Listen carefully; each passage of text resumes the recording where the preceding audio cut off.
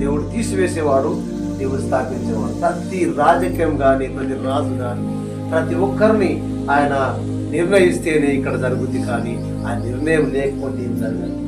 అందుకొరకే ప్రతిదీ కూడా ఆయన నుండే మనకు వస్తా ఉన్నది, ఆయన లేకుండా మనకి ఏమి రావడం లేదు. అందుకొరకే చూడండి ఇక్కడ జరిగింది ఏమన్నాడు, ఇక్కడ తమ ఎదురు నుండి మనుషులు నిన్ను తరిమెదరు, నీవు అడవి జంతువుల మధ్య నివాసం చేయొచ్చు, పశువుల గడ్డి వేసేదవు. చూడండి అలాంటి పరిస్థితి వచ్చింది. రాజు ఎక్కడ ఉండాలి?